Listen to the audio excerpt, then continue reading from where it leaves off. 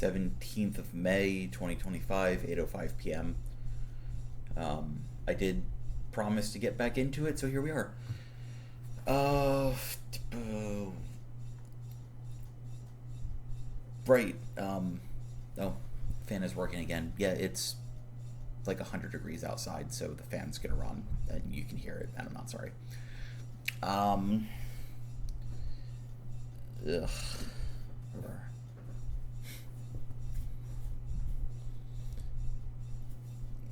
Yeah, I'm not starting over.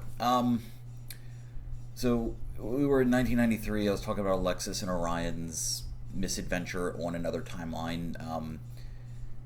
Some of that is written. Some of it is, it's probably never. I'm never going to get back to the actual adventure itself because it's not super important because the timeline collapses anyway, and none of it ever happened. Even though, so in DC Comics, when they do crisis events, when they retcon a bunch of stuff to try and make the timelines simpler, and they inevitably retcon a bunch of stuff that people like.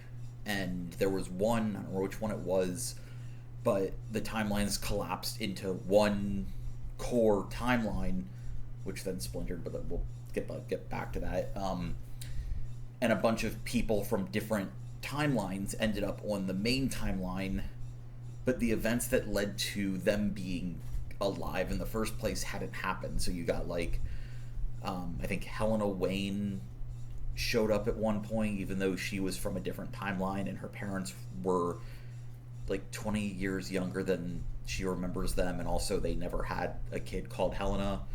I think she was, regardless. What else? Anyway, so this idea wasn't exactly spawned out of that, but it's kind of similar. When that alternate timeline that Alexis essentially forces to collapse because it's inherently unstable and dangerous, because of this like half trained, barely trained time manipulator making this time fissure and not understanding that futzing with the timeline leads to inherent instability. But he essentially hijacks her powers to send her back in time to not make those mistakes, but also get what she wants. And this sets up something for Alexis that may or may not ever get told.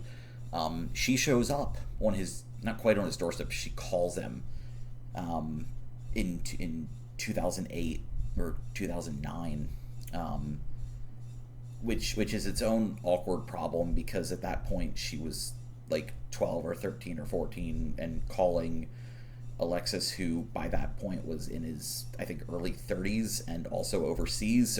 So she's making this very noticeable, very expensive international call to someone who should be a complete stranger and is, until she jostles his memory with some password that he had set up. The younger Alexis had already had such things explained to him, and he has passwords and he has methods of verifying information from the future. And she dumps one on him, and he goes, "Okay, I can almost remember who you are, but we're going to set this up so this doesn't look untoward, so this doesn't look bad." And it kind of does on the surface. So he sets that up and deals with that later, but that's 20 years down the line, so we'll put it to the side for the time being. Suffice it to say, in like the back of his head, he's half expecting a phone call one day, but doesn't know from who or why. Whom? I hate English. Somebody should put it out of its misery. I can't remember where I picked up that line recently. English is a living language. Okay, then someone should put it out of its misery. It might have been a Wednesday fanfic, which are all kind of samey in a lot of ways, but like there's a few interesting tidbits here and there, but a lot of them are very samey. I don't want to generalize, but if you look at the top probably 100 kudos of any fandom, um, you'll probably see a lot of the same tropes, a lot of the same plot points repeated over and over again ad nauseum. Because they work. People like them. People like when the two characters kiss, and they like when the asshole character has either has their comeuppance or has a moment where they're finally vulnerable. It's a lot of sameness. It's a lot to read. I've probably read. My generation's the kind who will measure things in entire Harry Potter book series, because I think that that's going to bother me now that I'm making that analogy.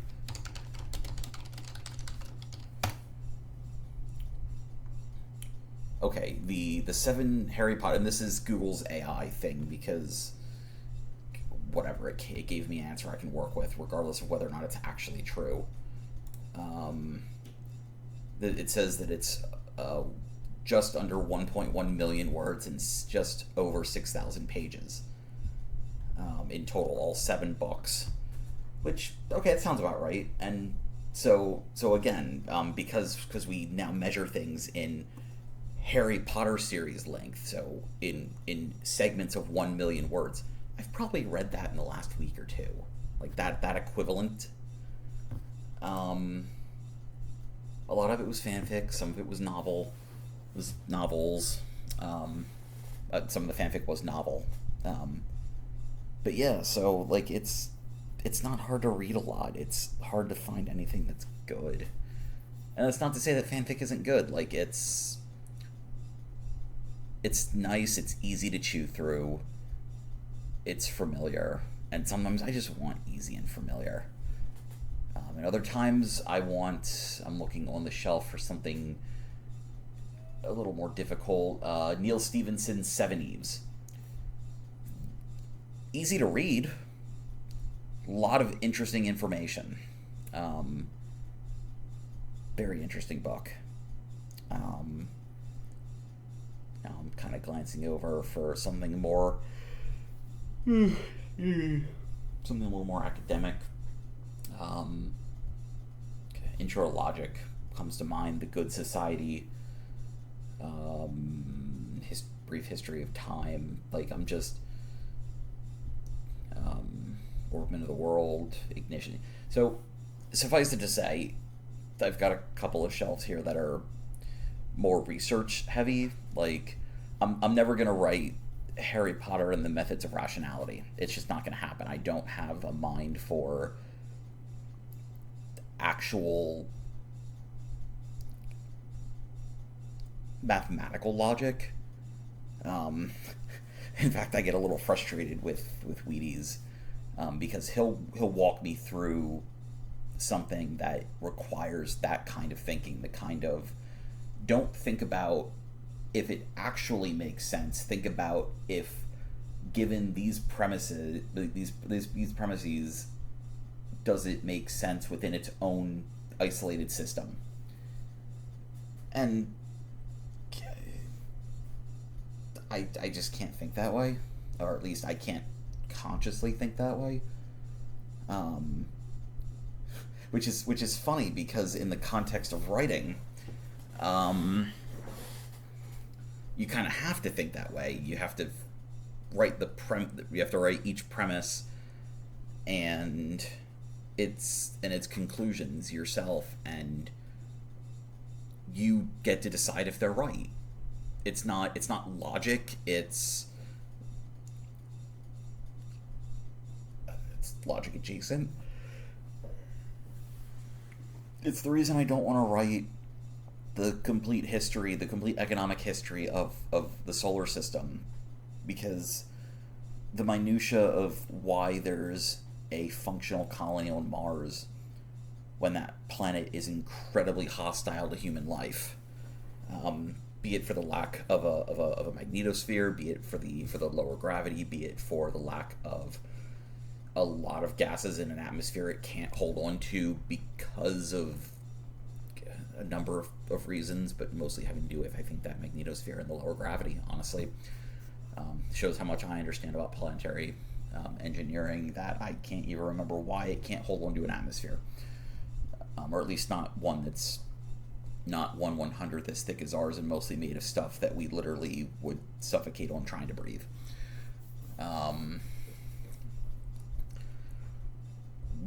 How does that work? It's partially underground, it's partially above ground. They used a little alien tech to make it work, to give themselves artificial protection from solar radiation while not affecting their ability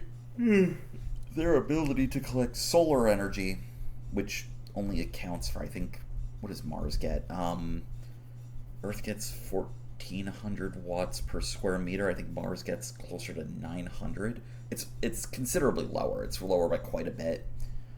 I think it's 900 watts per square meter, but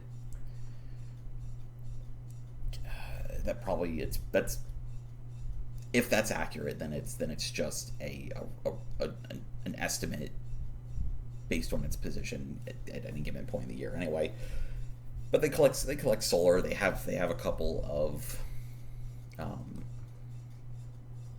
powers of nuclear power stations that are located super far away. Like they try not to take chances. Anyway, so back to Alexis.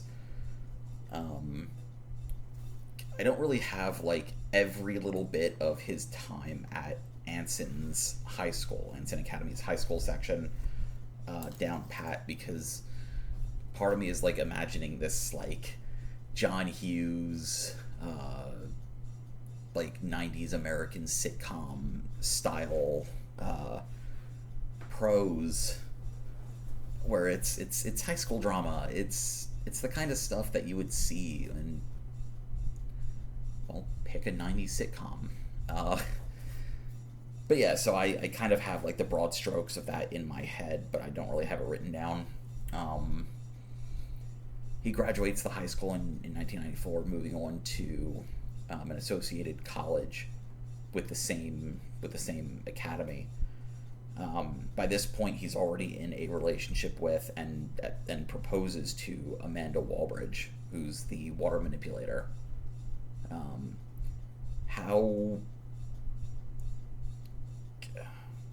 I haven't decided, like, in the magic system that they're utilizing, how interconnected everyone in their organization ends up being, because there's this thing in the magic system, because there's 9 different types of things that fall under manipulator.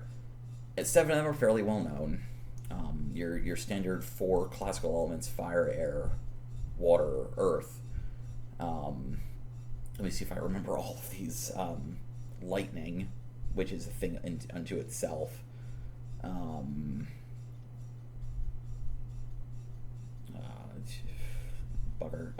Light, like the I guess you could say it's manipulating the photons themselves, and dark, which, again, being a magic system, I can kind of futz with. You could argue that it's the inherent ability to fiddle with whatever you decide the MacGuffin in dark matter is. It's never really gone into a lot, because I don't have characters that fiddle with that a lot. There's a lot of overlap in kind of the idea I have of it with space manipulators, because because of the properties of space and of darkness. There's a lot of fiddling with semantics there to be worked out. Suffice to say, I don't have characters really in mind that are either of those things, aside from having names assigned to them, and they're all in this little group where they happen, through story contrivance, that 9 of them form their own little clique. And I haven't decided if those cliques are like a formal thing that manipulators do, or if it's just something that they decide to do because there were 9 of them. It works. How interconnected they are, if there's like metaphysical connections there. Some of the bits I've written for them imply it, others outright state it, some ignore it altogether. I don't know how important it is because the story isn't about magic, it's about them as people. And it's not clear that I've figured out them as people yet. So we'll sort that out. But yeah, so he proposes and she accepts on the condition it's in the notes that they wait until sorry, hold on. That they wait until they graduate from college and they can then start really digging into their careers. So that rolls by. I haven't really described their college at all. Suffice it to say, Alexis had been approached by who would later be his guild. I tentatively call it a time agency, not just a generalized term for these kind of guilds. But I don't. So in the original notes, it's actually kind of funny. Amongst other people who were part of this organization, were a couple of gods that had incarnated into the world at various points. Most notably as H.P. Lovecraft, and the head research librarian at my university, Sims Klein.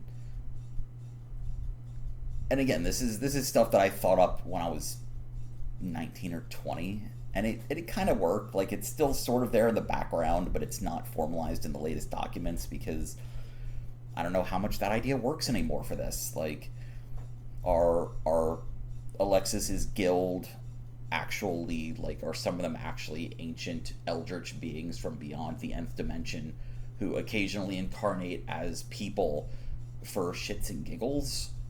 Or are they just history's time manipulators who all sort of agreed, yeah, we should probably have some rules about how time travel works because otherwise somebody is going to eventually be desperate enough to make a mistake. This is Alexis's story for the moment. We'll get to that. Our boy makes mistakes. But yeah, he joins that guild, and they go through college, and he has more of a generalized education in that regard. Amanda, however, had studied engineering and infrastructure, and they start a business doing that. Like, when you can move 100 million gallons of water, 400 million liters for my fans overseas, because America uses freedom units, and as much as I hate freedom units, I'm an American and I think in them, and it's very difficult to not just default to that because that's the society I live in, even though liters are much easier to measure in. Anyway, when you can move tons and tons and metric tons of water with your mind, you're going to do that, and you're going to study to figure out how to do it better so you can make more money. And they do. This goes on for a while. That's late 1990s. That's 1998. They start this business, and they've graduated. There's actually a joke here, where at one point, because Smith is Alexis's teacher, and he's now known Smith, for almost a decade at this point. The younger Alexis has known him, not the older one from the future. Now Smith, who is time traveling and fiddling around doing all the things that he's doing to make the story in the foreground work, he'll pop up every so often and be like, hey, I need your help doing X, Y, and Z. And in this situation, in the late 90s, he pops up with a much older Kai Anderson, who I think that my notes here say that this is as young as Alexis is when he knowingly meets Kai. And she's 51 here, and she's very smug and making hilarious googly eyes. Like, she's being very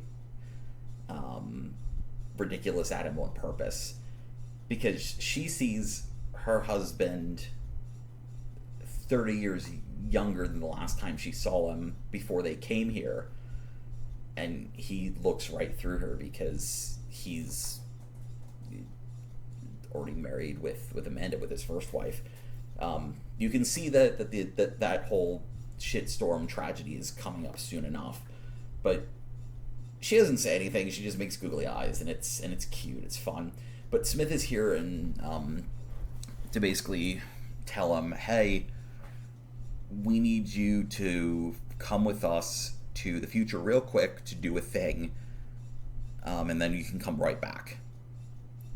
And this is one of the first times that he purposely uses that future sight that he kind of almost killed himself over when he was a kid, to tap his future self for more knowledge and more power to do this job for Smith.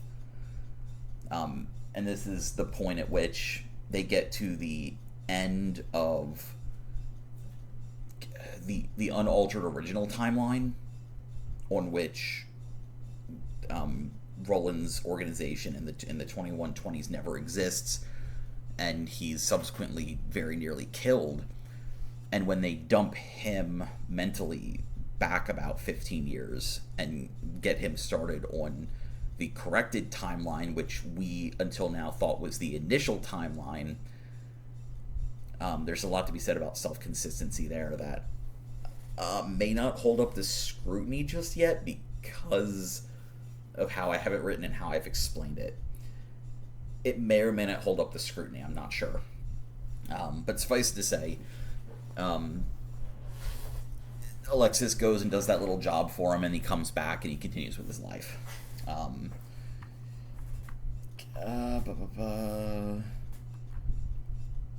don't have any notes about Alexis until a decade later, in 2008. He's at this point, he's relatively well known in his circles. He's a rising star, and he gets that phone call from the time manipulator, the badly trained one from the aborted timeline. This is 5 years in her past. She's on top of him having to look forward in his timeline, specifically to what he did on this other timeline, to be able to send her into the past by hijacking her powers, because they work a little differently. He finally meets, or at least by phone, the reason he knows how to do that thing that they use to fiddle with Roland's timeline. He gets this phone call from this teenager. She has this password that he knows, and she convinces him with enough foreknowledge and reminding him of what happened on that timeline, of those memories that aren't supposed to exist but do. And he basically tells her in that, I think I have some of it written somewhere. Hold on.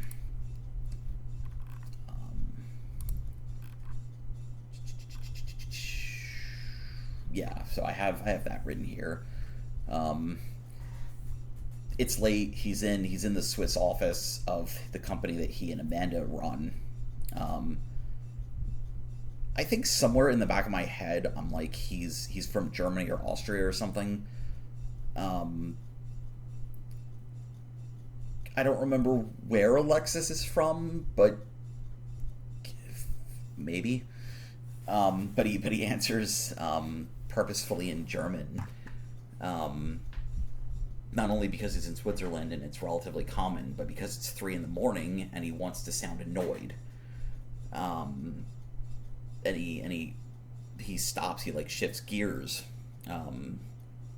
When this kid, Sam Davis, a name I kind of pulled out of a hat, but it kind of works. Like, I'm picturing like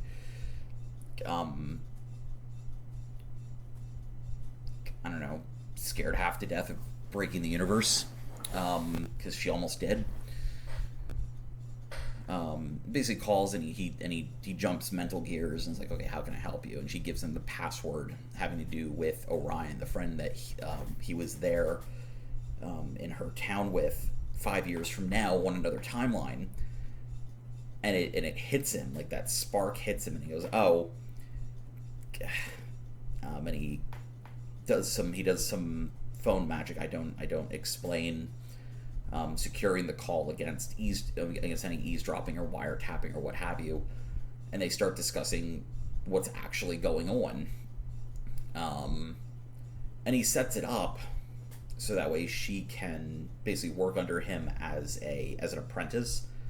That sort of thing is relatively common, but times are kind of secretive as opposed to like other manipulators, so they have to not.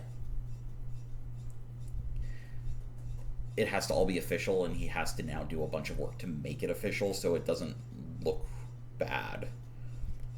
But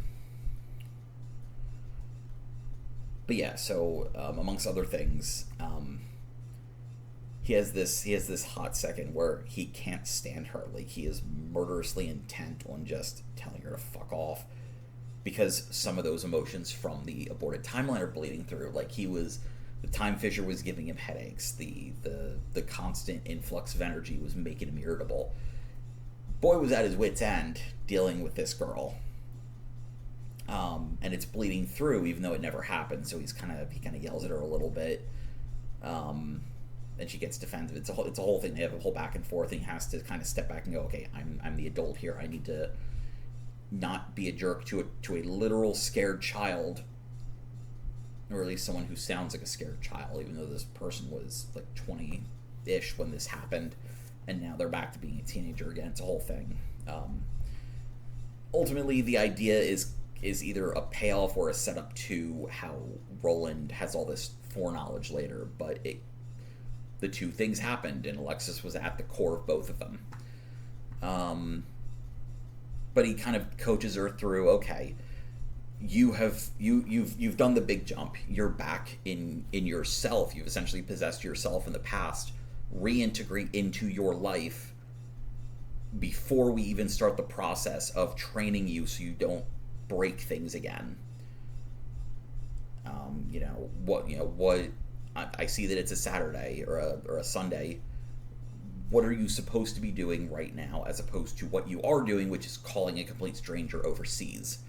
And it's, oh, I have homework, I have school, I was learning these things, these are my friends, this is what I was doing this year. Okay, well, this year is right now.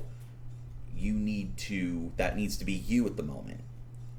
Like, he's kind of coaching her through, I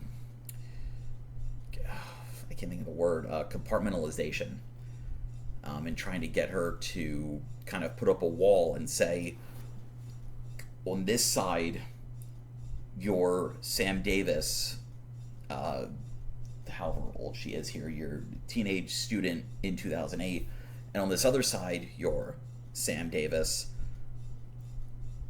untrained time manipulator who needs to do her time manipulator homework and listen to her teacher in this apprenticeship of how to integrate each side into it, how to force each side into its own bubble. And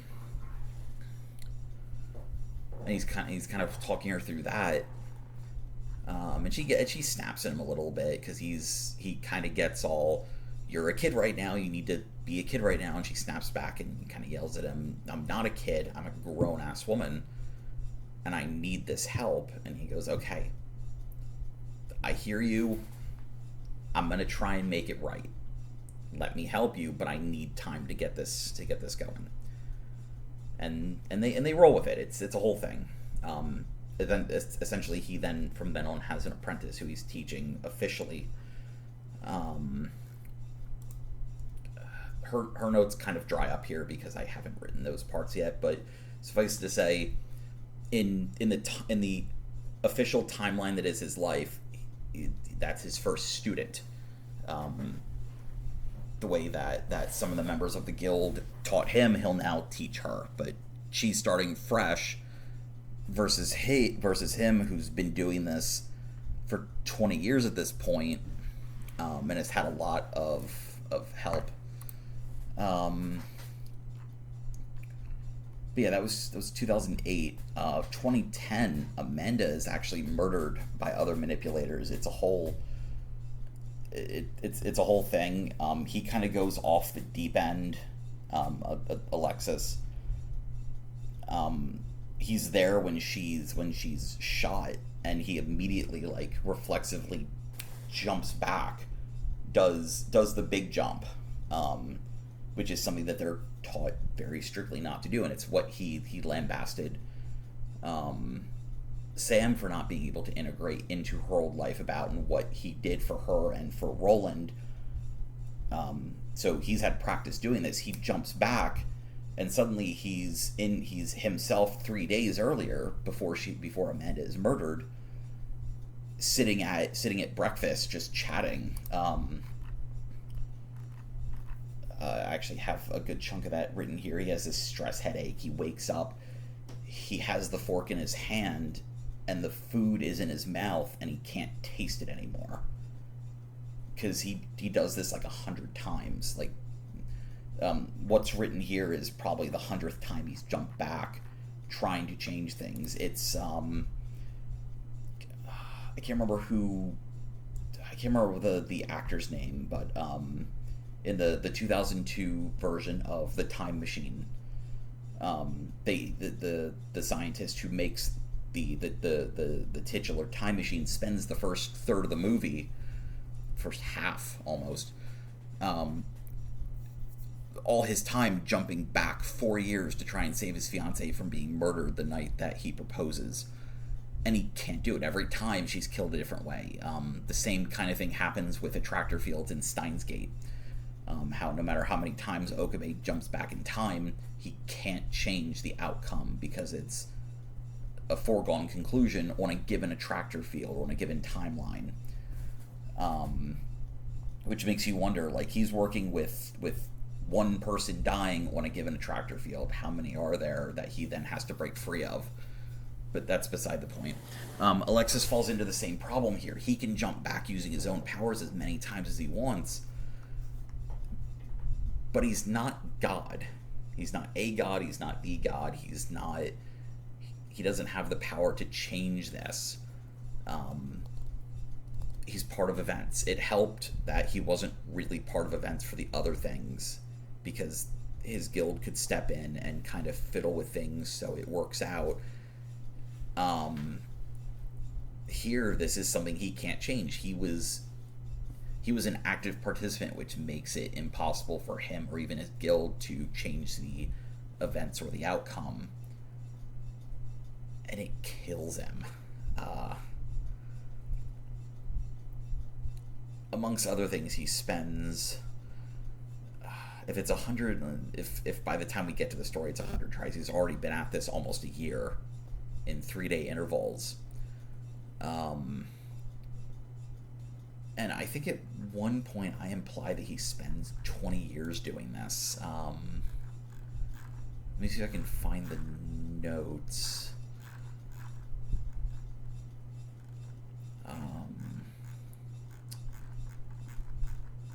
I can't find the notes, I don't think. Oh, wait, here it is.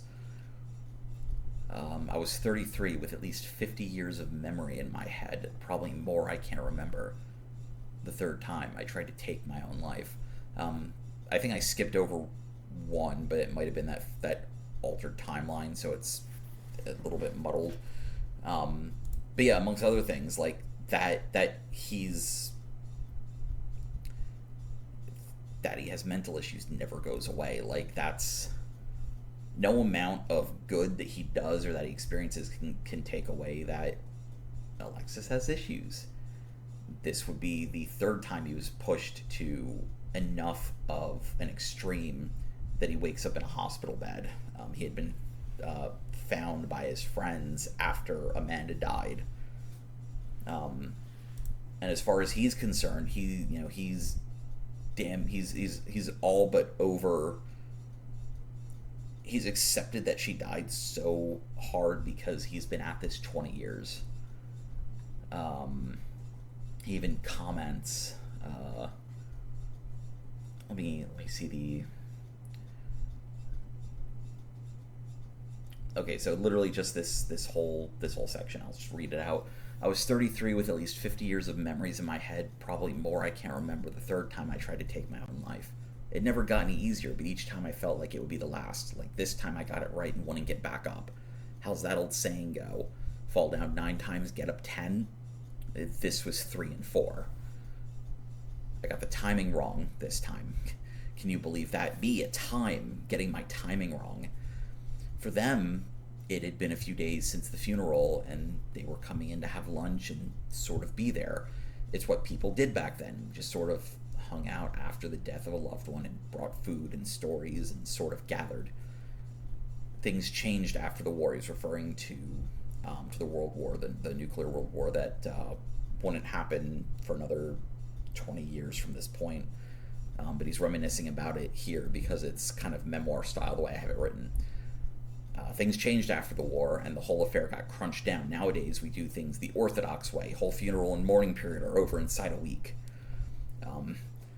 It's kind of a backhanded reference. I always thought it was weird, especially as a kid, that like I would hear about friends whose like grandparents died, and they would be mourning for like weeks, and they wouldn't hold a wake for several weeks, and then it's a whole like thing they do for fucking ever, and it seemed like they never stopped mourning. And I come from a Jewish family. Like shit, we got them in the ground within like a day, and yeah, there's the mourning period. There's shiva to sit, but the hard part's over and done with within a week. If you're very unlucky, it'll have to wait a couple of days because the type of Jews that my family are takes the Sabbath seriously, so you can't do anything between sundown on Friday and sundown on Saturday. But if someone dies like early in the week, they're already being transported, and now the clock's running. Like, get them in the ground. Let's call it a day. Like, we're not going to sit around and fuck about and faff around. Just get it done. And that's kind of what I'm referring to here.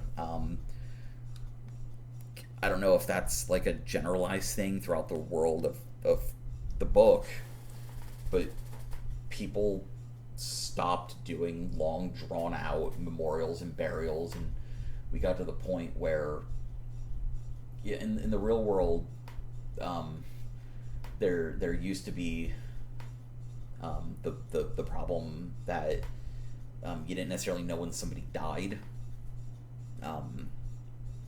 Like some of the more notable examples were like putting bells on strings in coffins just in case the poor bastard wakes up and they misdiagnosed him as dead. And it happened a few times, but was that a holdover, and is that why we have these long like periods of mourning where we don't bury them until like weeks have gone by? I'm like, nowadays we know better. Like, we can tell when someone's dead versus when they're just mostly dead or in a coma or something. There's no reason in letting a dead body sit around, whether that means burial or cremation or whatever it is you do.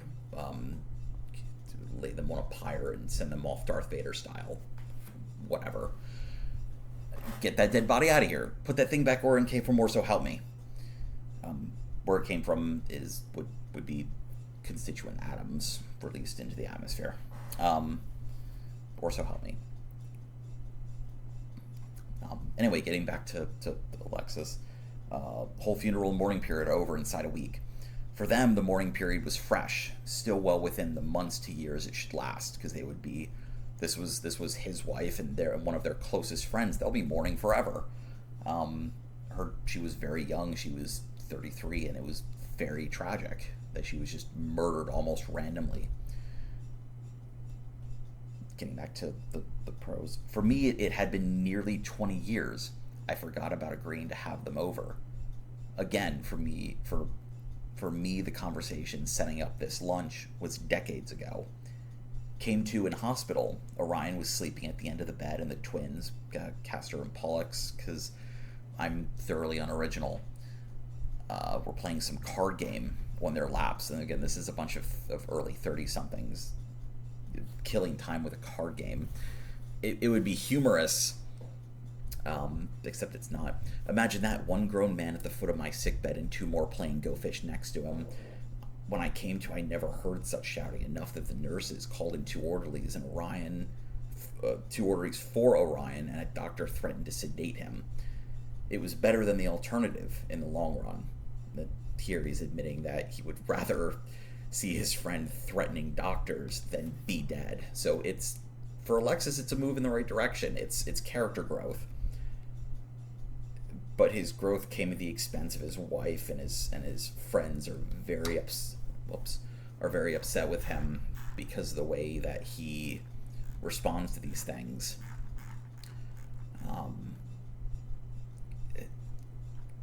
They're hurt, doubly so. They're not really angry at him, because how can you be? But a couple of years later, Smith tries to set him up with someone, and it's kind of funny. I'll just read it because I think it's not polished, but it's really, I think it's pretty funny. Again, this is 2 years after Amanda died, and for Alexis, again, like, he had spent 20 years doing the thing. For him, the mourning period has lasted more than 20 years at this point. Like, it's not that he's eager to move on, but Smith knows him and has kind of been waiting for the right moment to go, I know somebody that wants to meet you. In 2012, Smith insisted on setting me up with someone, but said I'd have to travel for the date. I didn't realize he meant travel in time. I wasn't really in the best place emotionally, even though it had been 2 actual years, but I agreed on the condition that we eat somewhere German. It had been ages since I could indulge in something homey, and this was as good of an excuse as any. But seriously, how does a man set up a blind date for someone when the participants are born centuries apart? I shouldn't complain. At least Smith got reservations at a decent place. I caught a glimpse of a couple plates as a waiter walked around the open hall. They looked like... Sorry, the phrasing here is awkward. Again, it's not super polished. They looked like they were right out of those old Great War dramas, the kind of food generals and aristocrats used to eat before they ruined the European economy with war. I'd never had wurst arranged in such an artistic way, and wouldn't again after this for many years. And there's it's not a scene break, it's just I was writing different parts of it, so I kind of jumped toward the middle or the end of this particular date. Gods, Kai said, sighing. James set this up, didn't he? What, the date? The whole thing, the restaurant, the overpriced wine, and all of it. Was this James? I sighed too. Yeah, he wanted to get me out of the house and bribed me with German food. Is this what you wanted? She said, motioning to the empty plates before us. The whole meal combined had been under 500 calories plus a glass of wine each. It made me feel a little tipsy for a lack of anything substantial to soak up the alcohol.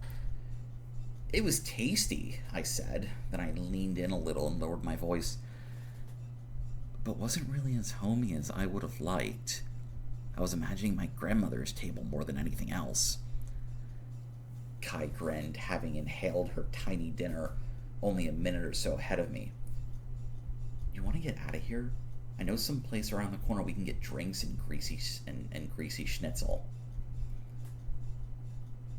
What I didn't know that I now have the benefit of hindsight for is that she was still hungry for another 6 plates of what we just had, bored with a life full of fine dining, and wanted to go drinking with me about as much as I wanted to with her. we went bowling and drank cheap, shitty American beer, and it was the best time I'd had since Amanda died, and I kind of hated myself for feeling that way. So this is Alexis moving on. Like this is him vibing with someone he's in his mind never met, but he has a couple of times before. But it was when she was much older and teasing him, because again they go back and forth. Whoever's older at any given time teases the other with, I know something you don't. They're very petty this way, but it's a cute kind of petty. It's a respectful kind of petty. It's a loving kind of petty. It's like, I keep going back to nope, sorry, lost it. Anyway, but it's a good time. So yeah, in 2012 he sets up Alexis with Kai, and they go back and forth on dates for the year, and you know, Alexis goes back to 2013, and he's fiddling around, and he at this point he's 36, and this is when Smith catches up to him for the actual Arcadia mission. He starts with Alexis, hey, the ship that I sent out to do this scouting for this thing that we're doing is back. I need your skills again, and we need a crew, and we're going to go do this thing. And he's been all faffing about with Jones and their ship's doctor and Red and everyone for a hot minute. And they go and do the whole Arcadia thing, which is a video unto itself. I won't even touch it right now, because we're still kind of going through Alexis's story in roughly chronological order. So yeah, he's 36, it's 2013, and they bugger off to do their Arcadia thing. Not long after, like later this year, he pops back in, having already married Kai in the intervening time that he's been off doing this, and his dad is very confused about this woman he's never been told about suddenly married to his son. And there's not a lot there. It's just he spent very little time doing this, and even his students kind of like poke fun at him, like, what do you mean? How did this happen? It's a whole thing. In 2025, Alexis is 48, and we finally catch up to how old he was when he was recruited to train Kai Anderson with a slightly younger Smith from earlier in the story. So now he's going off there to train who has been his wife for several years as a teenager, and there's a couple of shorts written on that where now it's his turn to mess with her, and be like, okay. It doesn't help that not only does the older Kai, the one he's actually married to, tease him about being married to a literal teenager. That's played for as many jokes as I can get out of it, because at least she thinks it's funny. But it doesn't help that the younger Kai comes from a time where a lot of the social norms that we would be familiar with in this timeline, in our world, have largely evaporated. And she is more than happy to, even as a kid, tease him and try and trip him. It's very Heinlein-y in that way. It never goes anywhere because the man's married to her in 20 of her years, but it's a whole thing. From here, I kind of lose the plot with Alexis at this point. Like we get Alexis that pops in much older later, but that's kind of where his chronology dries up as far as the timeline document goes. Because that was 2025. That nasty world war that wipes out a bunch of people and causes problems for 20 years is only 11 years from that point, 2036. And Alexis knows it's coming, but can't really do anything to make it not, because that's just part of the timeline. That's part of what he's there to protect. For good or for bad, the timeline needs to be maintained.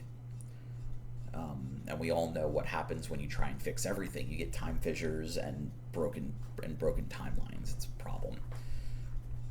And he kind of disappears from the story for a little bit because he's off doing other things.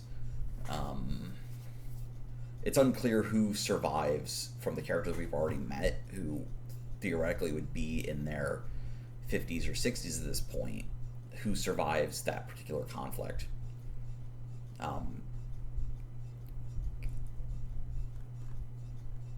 So at this point we can kind of jump back to Smith and kind of figure out what he's been up to.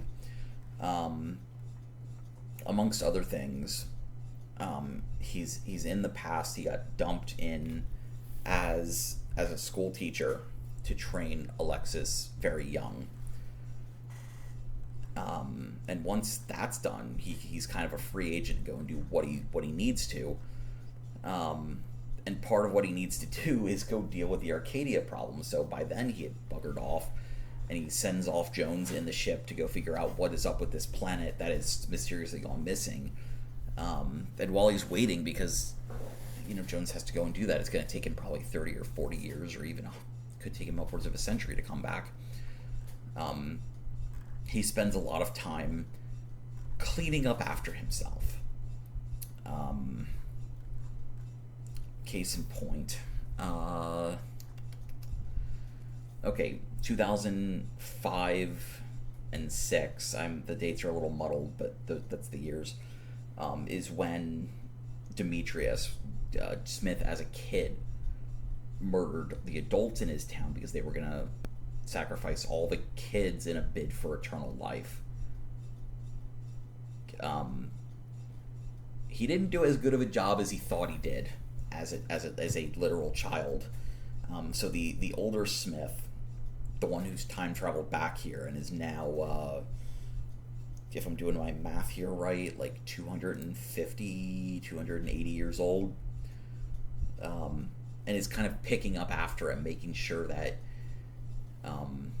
unconfirmed kills stay down, that information he would need later doesn't die with those people, that he interrogates people before, let's say he as a kid shows up to torch the house. It was the kind of hyper-violence that's almost uncomfortable to write, because we're talking about someone who at a very young age was pushed to such an extreme that he murders 40 people in a justifiable blood rage over those people being guilty of participating in the murder of members of his close family circles, of his generation.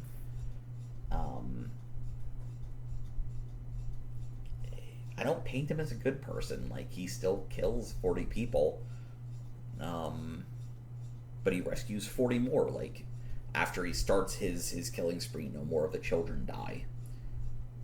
So it's kind of a win. But his older self, who's time traveled from the future, is here cleaning up after him, making sure that anything that he needs is taken care of quietly. And it helps that he's here, because he finally gets answers about how the whole immortality thing sort of works. Like, he at least sees it happen now and isn't kind of busted up inside because of it. We don't get to see it. We the reader, we the writer. I'm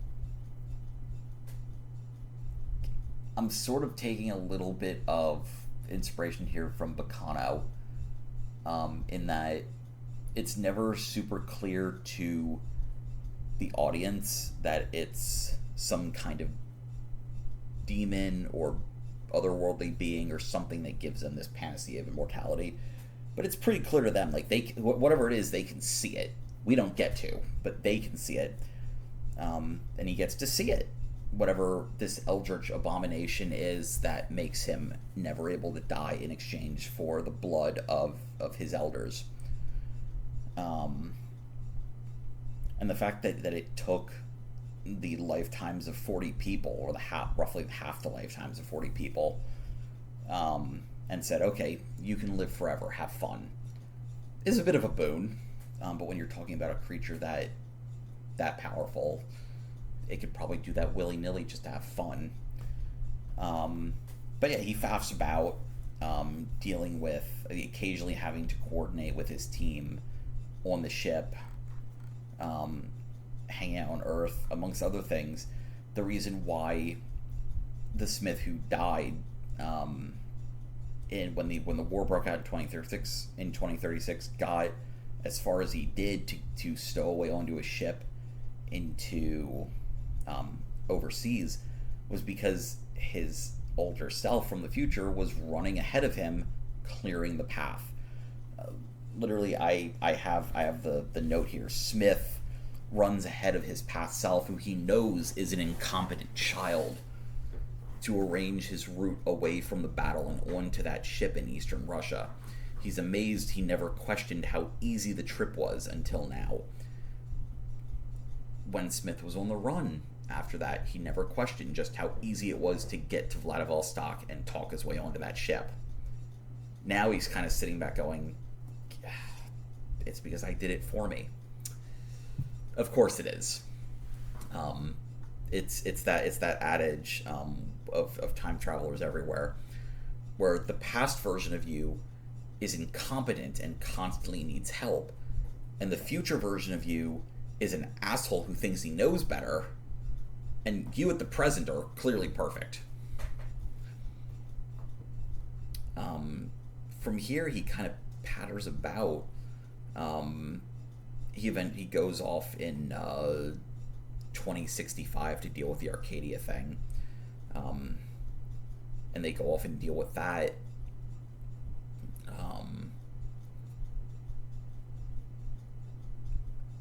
A lot happens. Arcadia is its own problem, but they eventually come back a few years later, and a few 100,000 years later.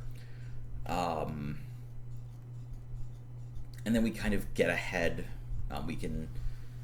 Once Smith comes back from that, then he's back in the late 21st century, setting up the dominoes for Roland's story to actually happen. He's already taken care of the thing where this Smith hasn't done that yet. He's still getting there. He hasn't done the thing where he goes back to a younger Alexis and been like, hey, we need you to time travel this kid to his past. It's cool. Trust me, bro. He hasn't done that yet. But now at this point, he's playing the waiting game. He goes and kind of integrates himself into rebuilding the cities in Europe, including our city. Like, he participates in several of them, just as labor, just as he's able to. But does try to lend a hand where he can, and he eventually ends up in our city. And as it gets closer to this invasion he knows is going to happen, the more he's looking at it going, something's wrong. This older version of him rolls back up. I think he's close to 400 at this point, but it's a little vague because of how Arcadia works.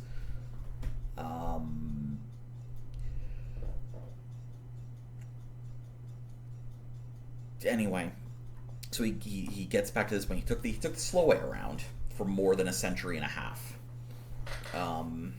for quite a bit, plus all that Arcadia time, which we're not going to get into right yet. And he rolls up, and I'm just going to read the notes. The older version of Smith, the one who had taken the long way around, returns to our city to act as a guardian angel for his younger self in Roland, but finds a lot of problems. Things aren't as he remembers, and events aren't lining up. He's worried his interactions in the past may have caused problems in the timeline.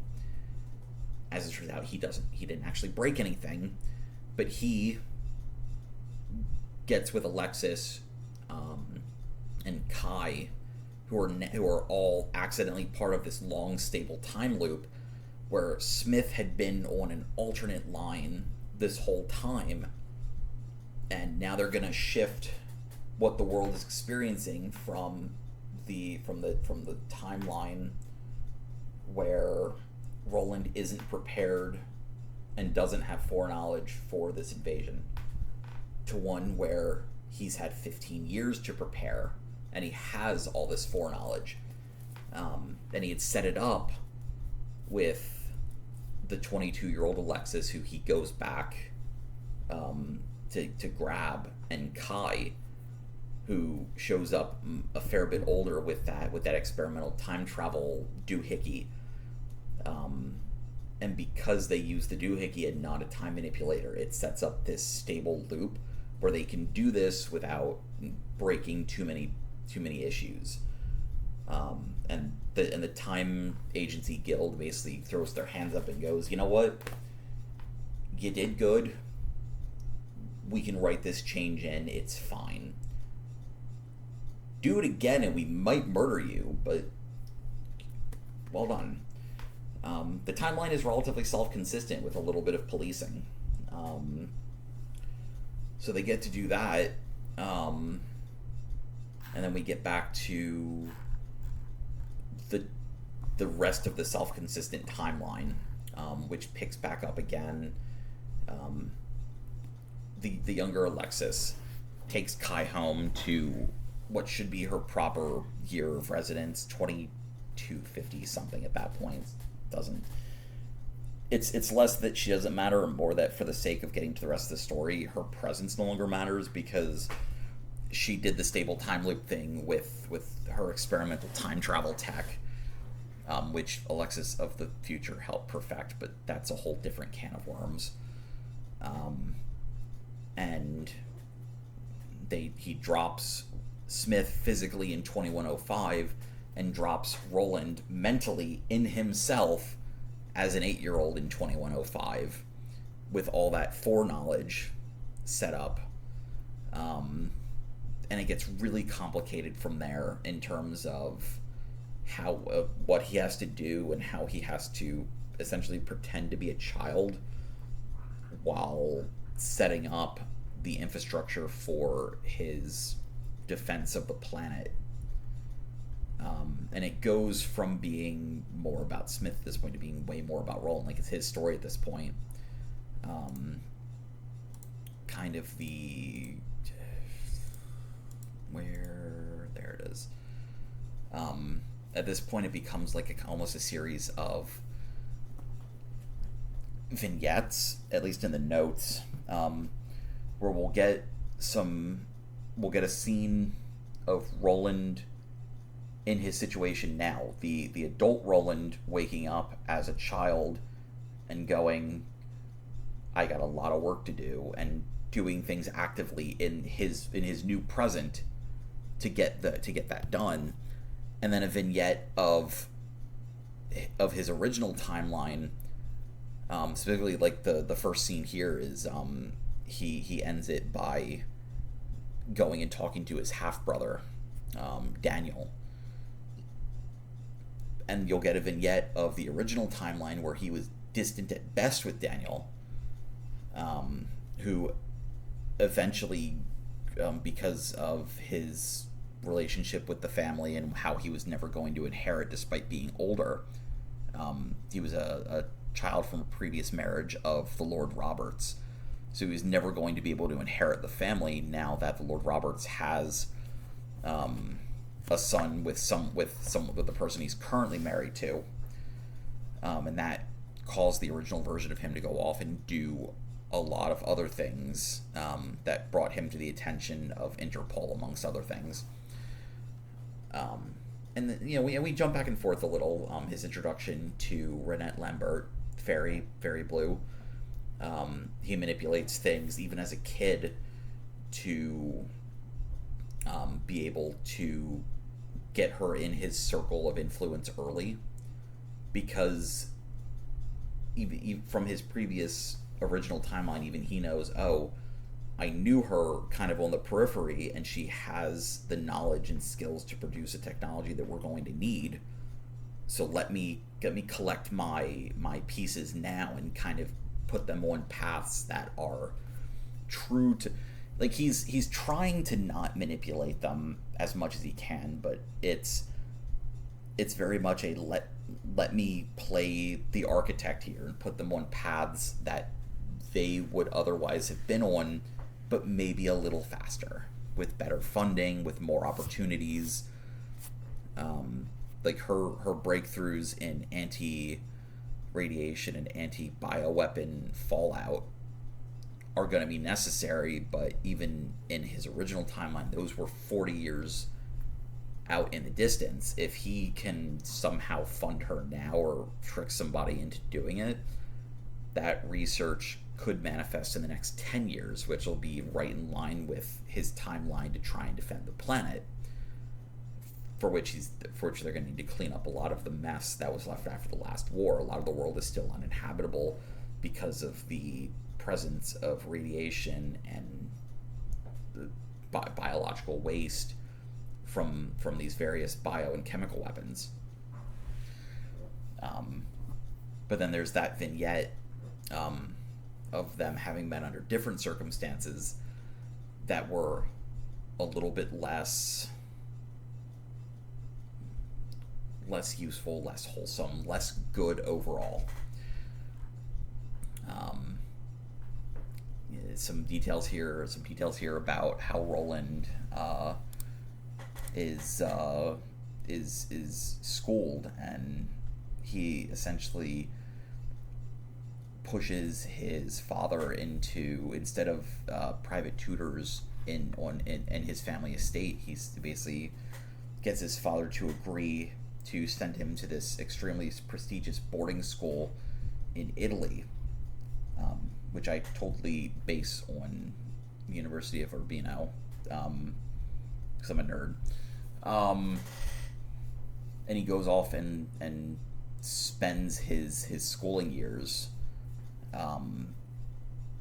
basically trying to learn everything he can as quickly as possible, because he's going to need more knowledge than what he has originally. Because originally the following vignette is that he only really studied abroad at the university level and didn't have enough experience and enough knowledge to properly make use of the resources he had at the time. It's a whole problem.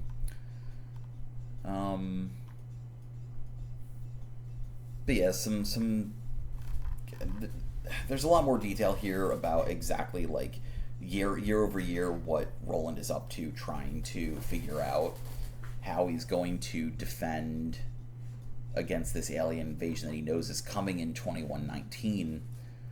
And amongst other things, like, he makes contact with the criminal underground in Europe through his brother, and says, okay, if we're going to do this, we need funding, and I'm going to need you to do things a certain way to keep your criminal activities away from Interpol, because the older brother is still into this shit.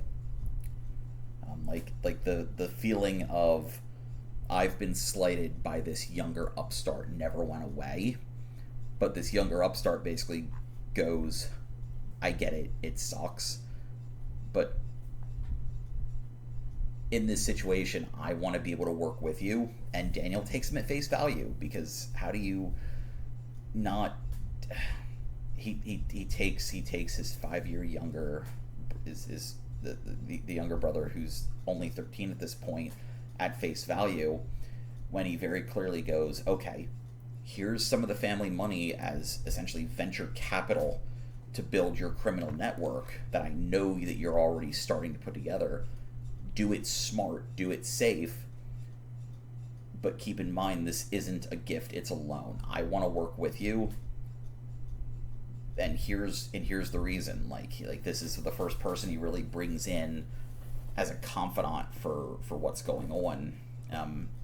And mind you, he doesn't have any evidence at this point. Like Daniel has to largely take this on trust that his younger half brother isn't just crazy, but he kind of reasons that crazy people can't acquire 20 million euros without it showing up in a bank. And that's kind of what he's banking on, that his teenage half brother isn't crazy, but there's more to it than he's telling him, and he just rolls with it, mostly for the sake of the story, because you kind of have to. And the counter vignette here is Roland trying to defend our city with zero money and no help, is basically pulling from the note here is to draw from books like the Anarchist Cookbook, for details and how to make this work. But it's essentially terrorist tactics to fight this alien invasion, and he's barely doing well because he's, he and probably a few dozen other people, not the hundreds that we'll see later. In the original timeline, he had a few dozen people who believed him well enough and he could arm, but we were talking about 50 ships and an alien army versus a few irregulars. It was never going to work. There might be some calls for essentially writing this almost like an actual terrorist attack and see how it comes out, but I have to actually write that bit. Amongst other things, he gets in contact with various families once he's named the proper heir for his father's lordship. Literally, the note here is through shenanigans, plot contrivance, or pure clumsiness, etc., etc., things happen.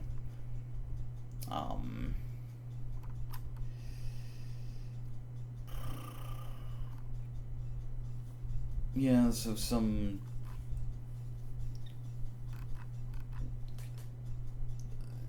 makes contact with the Anderson Foundation. He's a student at the university, so he can kind of get in with them as an intern. Then he starts bringing more and more people onto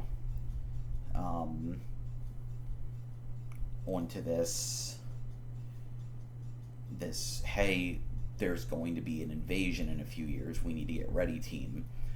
And again, like, people who probably should not believe him, but for some reason do, people like Fastow Anderson, who he basically tells, like, hey, here's my plan for planetary defense. As long as this is pointed up, ships can't land. And his response is not, what ships? There's nothing out there. It's, oh boy, this will be fun to build. At his core, Fastow is kind of a cowboy. Like, he's happy to throw money at things that don't need money thrown at it because it'll be fun, not because he gets better. It's not that he's childish, it's that he's Bruce Wayne without the responsibility of Batman behind him. And it's a whole problem in and of itself. But he has too much money and too little to do with it.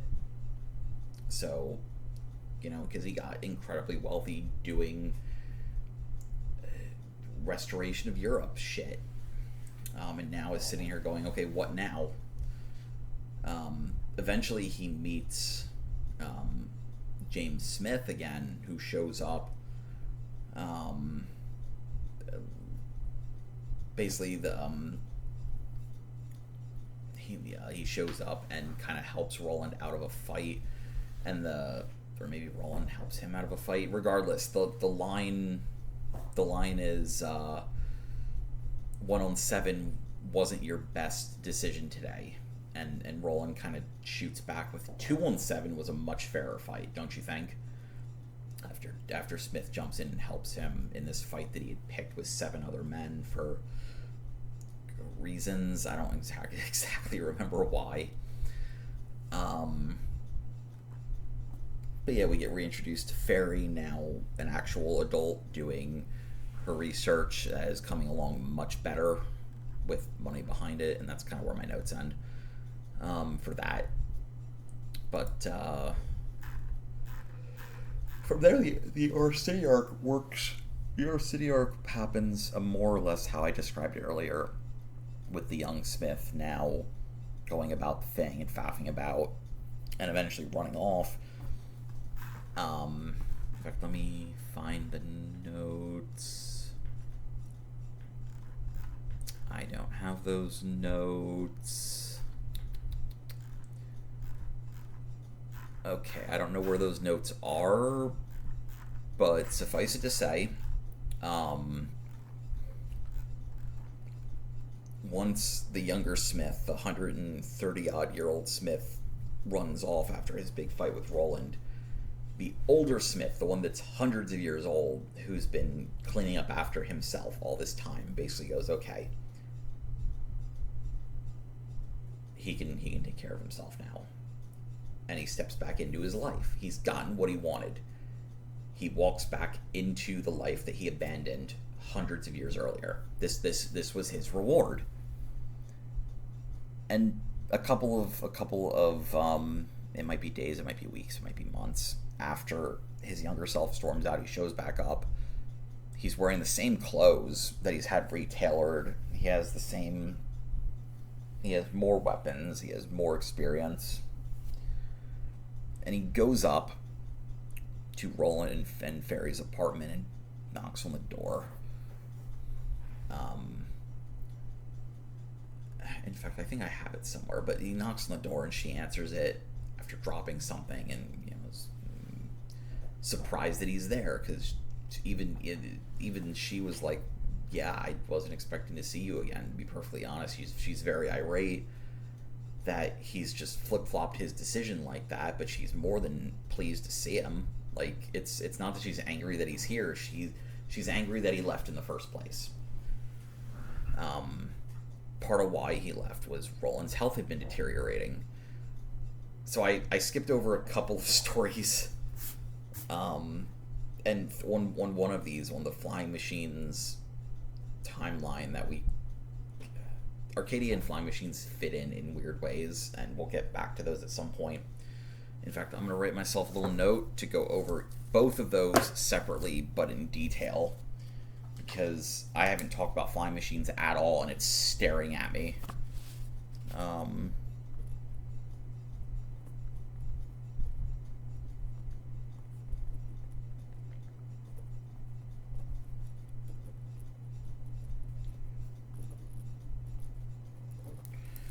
Okay, that literally just says videos on Flying Machines and Arcadia separately.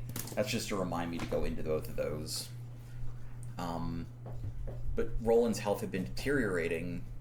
Part of his issue was that he has some... It's never super explained. I might actually talk to my assistant about this, and because she's smarter than I am, and we'll be able to work through like what this disease could be. But it's essentially complications from exposure to fallout, to bioweapon fallout from the last war, and at best he's got another 10 years to live. He's been deteriorating fast. He went from literally running around doing the hero thing, to not being able to get out of bed most mornings. And Fairy is running his organization with him kind of waving the baton from bed. And Smith had gone off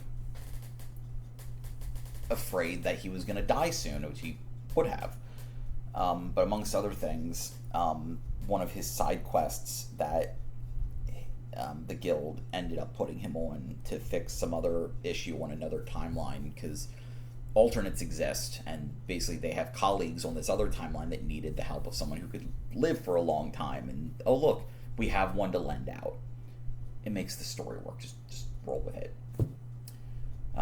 He works with a version of Fairy on that timeline who can use what is essentially magic, but it's actually very advanced medicine from a forgotten civilization to manufacture a custom made cure to fix Roland's degenerative problem. And he brings back that medicine with him. It's very much Future Trunks showing up with heart medication for Goku levels of convenient.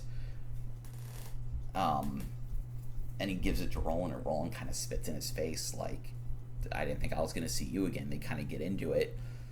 And Smith, being older and knowing that it was because of his own fears that he ran, like, he's like, I came back because I wanted to see you. And it kind of diffuses the situation. It's very adorable.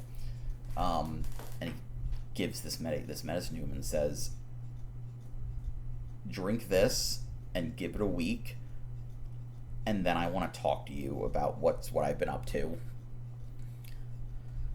And he does, and it's fine, and everyone's happily ever after. I mean, that's where that particular story sort of comes to a conclusion, but there's a lot more. And I've been at this for 80 minutes, so we're not going to get into it right now. But suffice to say, I need to do videos on Roberts Lambert Flying Machine, Royal Flying Machines Company, and Runners of Arcadia at some point. Both of which have extensive notes, and even Flying Machines had a completed draft that I wrote over the summer in 2014, and I'm not saying there was anything wrong with it. It just didn't feel right when I was done. That was a decade ago.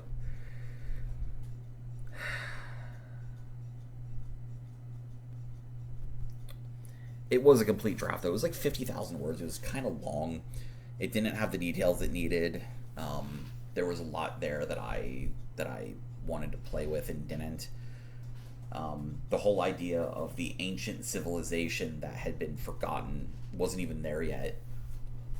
Excuse me. But suffice to say, the setting for that is crazy interesting. I just need to actually get around to finishing writing the damn story. So yeah, next time we'll do either Flying Machines or Arcadia. Probably Flying Machines because it happens chronologically first. But until then.